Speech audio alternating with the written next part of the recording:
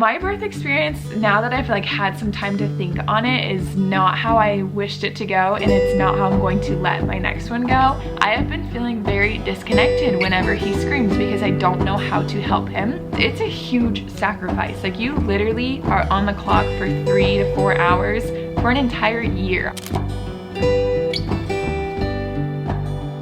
Hello you guys, welcome back to another video, or if you're new, hi, my name is Kylene. I'm so happy to have you. I am a 26-year-old mother to my son Rocky. He is almost 1, which makes me so sad.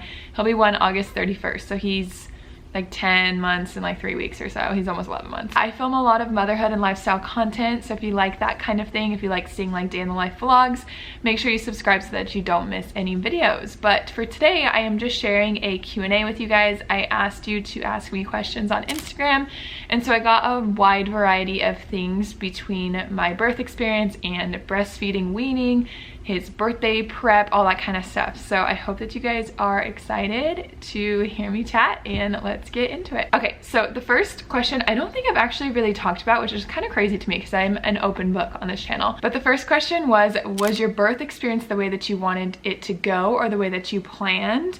And then I had another question that asked, like, can you give any advice for pregnancy or like birth? So I just kind of wanted to like combine that all into one. No, my birth experience, now that I've like had some time to think on it, is not how I wished it to go, and it's not how I'm going to let my next one go. If you guys don't know, I had gestational diabetes, and so they wanted me to get induced by 40 weeks because they were afraid that he was going to be too big. I never took medicine for diabetes. I always controlled it through my diet, and he was never like projected to be overly big. So I wish that I would have pushed this. I feel like a part of me too was just like really done being pregnant. But when I think about my birthing experience, I did not go into labor on my own, got put on Pitocin and just waited for it to happen. And I just didn't feel like it was like a real birth experience, like what you would see in a movie, which I know that's not how life is, but I was really looking forward to like being like, oh my gosh, I'm in labor, and like going to the hospital, and I did not get that experience. I also don't want to be induced in the future. I feel like I will make it later, which I'm probably gonna bite my words when I'm pregnant with my next. But even if I'm like 41.5 weeks or something, like I do not want to be induced. I feel like the induction process just like really makes your labor forced, and my contractions were forced. I was put on a high level of Pitocin, and once they broke my water, everything just intensified. But they broke my water when I was only dilated to a 1, which as soon as you break your water, it's when the painful contractions start. So I would really love to wait for that as long as possible. I would love to go into the hospital when it breaks on my own. That would be amazing. But yeah, I really want to wait as long as possible because I've heard many people say that once your water is broke, it just like intensifies things. Of course, it can still be painful before that, but for me personally, I did not experience any pain until they broke my water. So yeah, I just feel like I want to be like a better advocate for myself. So as far as just advice, I feel like for pregnancy alone is you are your best advocate, and if you feel like something is off, go with your gut. I felt like I did not have diabetes, and I poked my finger 4 times a day and heavily tracked my food to just like please my doctors, who didn't really even look at my chart to see what I was eating. And I'm gonna have to be checked at 12 weeks for my next pregnancy. If they say that I have it, I need to come up with a plan, but it's not gonna be their plan. And then yeah, for birth, I just feel like, again, like I just want to be my own advocate. My son was 8'7" at 40 weeks and 3 days. Long story short, I was put on a waiting list and I couldn't even get induced on time, so I had to wait 2 full days to be induced, and then it took literally almost 24 hours to have him. So yeah, I just don't want to do any of that. I also saw a question about like what was things that were unexpected, and I just didn't like think that the experience alone was gonna be what it is. It's a beautiful thing, but it's not glamorous.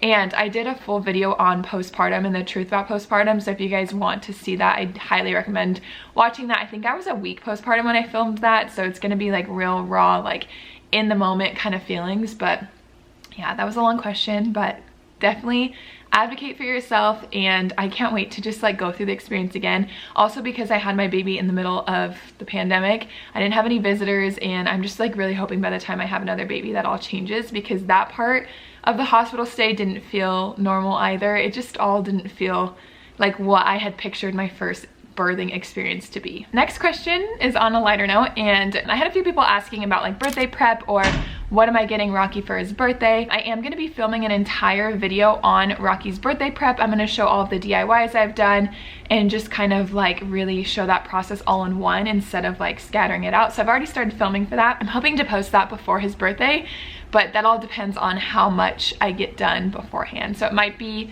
like the day after his birthday, but yeah, I'm definitely going to share that. And then as far as gifts go, I am going to get him, well, my mom is going to get it to him. She asked me what he wanted and I sent her a few things. But the first one is a kitchen tower. She actually already got it and I like want it so bad, but we need to wait. But it's a kitchen tower so that way Rocky can stand up to the counter and it be eye level and he can like help us prep. A big thing that I have been trying to do, it's a way of Montessori learning, which is just like putting things at eye level for your child. And because the counters are so high, it kind of just like brings him up and allows him to be a part of the experience. So we have that. I personally want to get him a sensory table for outside where it has like 2 bins and an umbrella. Yeah, I want to get him that. And then I don't really have like a huge long list of things to give him. No one's really asked what he wants, only my mom has, and I sent her like these sensory blocks, that, and then I just gave her a bunch of options because I wanted her to be able to pick. But we also got one of those bikes where you just like stand and like walk. So she's actually gonna get that for him for Christmas. So yeah, I will leave like a little birthday wish list link on my Amazon storefront if you guys are really curious, and hopefully that will be helpful. But yeah, I'm really excited about his birthday. If you haven't seen my previous videos, we are doing first trip around the sun and making it a sun themed. We're not really doing like the space aspect of it, just the sun themed stuff, and it's gonna be so cute and fun and I just can't wait. Okay, next question just makes me laugh. People say all the time when I show anything about Rocky eating, they're like, why don't you let him feed himself? And you guys, I let him feed himself all the freaking time. I will show a couple of videos for you. But he chucks his food. He does not eat. He eats so much better when I feed himself, like, or feed him. We will let him feed himself if it's things we know he'll eat because he will actually put it in his mouth. But if it's a new food or if it's something that we're just like kind of iffy on, he will not put it in his mouth. He literally just chucks it. And so I find that he eats more when I feed him. And yeah, it's just been a huge thing. Also, whenever you put multiple things on his tray, he shoves them all in his mouth at once if he likes it. And so it makes us super nervous that he's gonna choke. And yeah, there's a huge part of the mess too, but he's still so messy every single time that we feed him anyways. It's not really a big difference if there's 5 pieces of chicken on the floor. But yeah, I just find it so funny just because I don't like necessarily show that often. People just assume I have never let him feed himself, and he does daily, literally. Next one is kind of on the same topic as the toys, which I thought was fun. And someone asked, how do you like let family members or friends buy your kids toys? Do you ask them to be Montessori? And no, I don't. I share my life clearly, and it is obvious what I like Rocky to play with, but I never expect it from anyone. And if someone asks me what he likes, I will send him things that agree with the Montessori kind of style and just the way that I have loved teaching him. But a lot of times people don't ask and they get what they want to get him, and sometimes that means we return some things, sometimes that means he doesn't play with it as often, or sometimes they find something that he really loves and we add it to the collection. But I've also had people say like, oh, how do you keep like your aesthetic with toys? And it's like, I just don't share the ones that I don't think are cute. Like, that's as blunt and as simple as it is. This one can be hard, but if there's any certain toy I want Rocky to have, I will purchase it myself. And if it's not, then they can go buy it. And I know this also sounds super blunt, but sometimes people just end up wasting their money. So I feel like it is very polite to ask someone what they want their child to receive. I was actually just talking to my friend about this because her daughter's birthday is around the same time too. She was like, how do I like word that? Because I don't want it to be a wasteful, but like, it's just an awkward thing because someone is like gifting you something, but I feel like people always have something in mind and you don't want to be wasteful, and it just makes the process easier if you ask. But he of course still gets things that we don't, or I personally don't love, but it doesn't mean 1, I return everything, or 2, he doesn't play with it. So yeah, you just kind of got to do what you got to do. If you want everything to be Montessori, you can tell them, but I'm Montessori inspired. I don't say that everything is that way. He does have things that light up and have batteries and things like that. I just don't really share them because it doesn't I don't know, it just doesn't, it's not something I want to share. Okay, this next one is a super loaded question too, which I got multiple times, so I'm kind of just like bringing it all in as one. But someone asked, how do you manage tantrums? How do you discipline? What kind of parenting style do you have? What kind of parenting style does Nathaniel have, and is it the same? So I'm gonna start with tantrums. Rocky is just getting into the stage where he's throwing tantrums over things that he does not like. And if I'm being completely honest, I have not figured out how to work through it. I feel like I need to read more of my gentle discipline book, because I have been feeling very disconnected whenever he screams, because I don't know how to help him because he can't speak, but he just gets so uncontrollably mad. I try my best to stay patient, but it's super hard. And so sometimes I do get frustrated and I don't want to parent that way, but it comes out. So I'm just kind of sharing that to show you that like I'm not perfect, but I do try and express a gentle parenting approach where I address his feelings and help him work through it. Now, as far as my parenting style, I guess I'll just go into that. It's called a gentle discipline. It's what I'm aiming to do. People mistake it for no discipline, and that's not what it is. It's just a way of addressing the emotion, but still making sure that there's boundaries for the child. There's a book on it. I'll link it down below if you're curious or you're just confused by what I'm talking about, but it's a very good read, and it explains the development of a baby's to like teenager's brain and how they are able to process things. And so that's really what I try to focus on.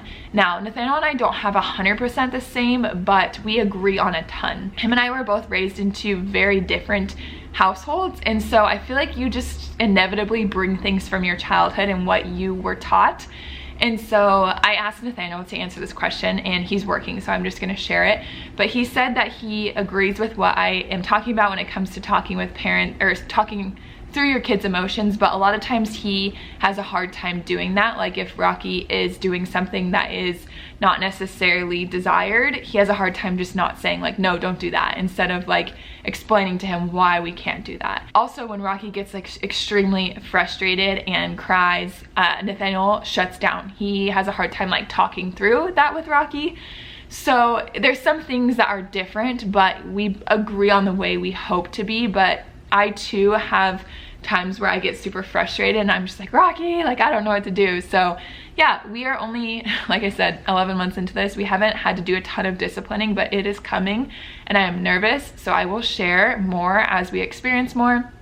But that's kind of where we're at with that. Okay, I had a lot of questions on sleep regressions and if that's messed up our sleep training process, or if it's made him wake up in the middle of the night, that kind of thing. So I didn't realize, because I stopped looking at the Wonder Weeks app because it was just like stressing me out, but Rocky just came out of his 10-month sleep regression, and I was talking to my friend and she was like, oh yeah, that's a 10-month sleep regression. I was like, wait, I forgot about those. But for the past like 2 weeks, his second nap, it was every other day for a week, and then it was like every single day for a few days. He would take like a 30 to 40 minute nap, and then I would have to hold him to extend the nap. But the past 3 days, he has slept through both of his naps an hour and a half, and I've had to wake him up. So the biggest thing I feel like with sleep training is regressions will still happen, but because you have a solid foundation with sleep training, it doesn't affect them as much. So for Rocky's regressions, it never affected his night sleep or his first nap. It's only been the second nap.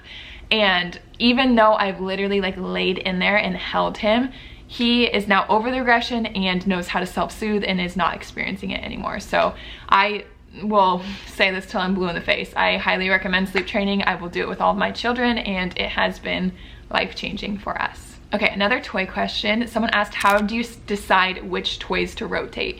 So I need to do a ton more research, to be honest, but I have read that you're supposed to rotate out the toys that they actually are playing with a lot. Where when I first started doing this, I would rotate the toys he wasn't playing with because I was like, oh, he doesn't really like those. But it's encouraging to them to have an old toy that they're not really liking and to have it reintroduced multiple times to get them to like it. So if he's been playing super hardcore with one toy, I'll either move it to the top shelf so it's a little bit harder to get to for the next week, but then after that I will take it out so that way he will be re-interested in a new toy. I know Pinterest has a lot of information on toy rotation, and there's lots of good Instagram accounts too, but I don't go off of aesthetic or anything like that. Okay, next one is about breastfeeding and like the end of my breastfeeding journey, which is insane that I'm already to this point. Someone asked, are you more nervous or excited to start the weaning process with breastfeeding? And then they wanted to ask too, I think it was a separate person, if I am planning on giving Rocky whole milk.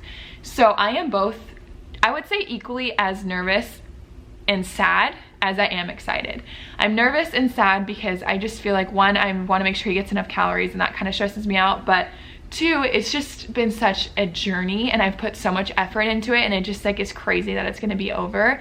I was talking to my friend who breastfed for a year as well, and I feel like a lot of people don't want to shame people who don't breastfeed, but it kind of takes away some credit sometimes of the people who did make it a year, because it's a huge sacrifice. Like, you literally are on the clock for 3 to 4 hours for an entire year. I have not missed a wake up for Rocky at all. I've been there every single morning that he's woken up. I've woken up at the same time he has because he needs to eat. And the only nights I've missed are the nights that I've had weddings for work. So it's been a huge sacrifice for me. And moving on to the excited part, I'm excited to have some more freedom. Like, for an example, right now I can't leave to go to the gym until he wakes up because I need to feed him. Whereas like if I want to go to the gym maybe at 6:30 and he wakes up at 7, be home at 7:30, I totally could because he wouldn't need milk anymore. So that's super exciting, but yeah, it makes me sad. I feel like I'm proud of myself. I'm gonna do a whole breastfeeding journey video once I am 1 year breastfeeding. I wanna just kind of like lay it all out. As far as milk goes, I have not fully figured out what I'm doing yet. I need to do the research. I need to figure out if it's a necessity after 1. And I had a friend share that she switched up different kinds of milks that she gave her son, and so she would give him whole milk, she'd give him almond milk, she'd give him oat milk, just so that they could try every single different type of milk and not build an intolerance to any of them. Dairy intolerance does run in my family, so I want to be super careful about how much I give Rocky, but yeah, I haven't figured it out, but I will for sure share when I do. This next question, it made me sad to read because the girl had said she felt like no one else was experiencing this. And I feel like I have touched on this before, but I want to retouch on it. And it's basically just the fact that when you have a baby, you kind of have to grieve your old life and move on with this new life, this new person. So she kind of just asked if I've had any experience with that, and I 100% have.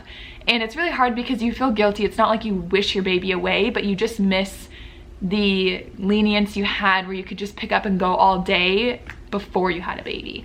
And it really does stink because people who don't have kids don't get it, and they don't understand that you can't just like go and do things, but then if they do, they take it as like you can't be invited to anything. So life is just different after having a child. And yes, I do miss parts of my old self. I miss literally just doing anything for longer than a period of 3 hours or an hour and a half twice a day time to myself. Like, there's just so many different things.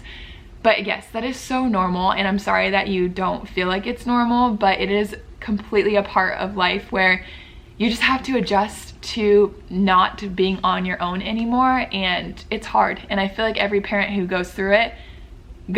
Like, they totally understand it, but it's hard to complain about it because it feels like you're complaining about your baby. So I think that's why people don't talk about it, but just know you're not alone. And yes, I've definitely grieved with that, and I feel like the ways that I've tried to get past it is reminding myself of the old person I used to be and allowing time for myself with that. So now that Rocky can go about 4.5 hours without feeding, like one morning I went kayaking and I went right when he woke up, I fed him and then I left, and so during his wake period and his nap I was gone. So just having help to just kind of do things like that on your own, of things that you want to do, and just doing things that you love still. I feel like a lot of people lose themselves in motherhood, and that's something I've never wanted to do. So if you like to sew, if you like to read, if you like to kayak, like, go do the things that you love and don't let those parts of you slip away.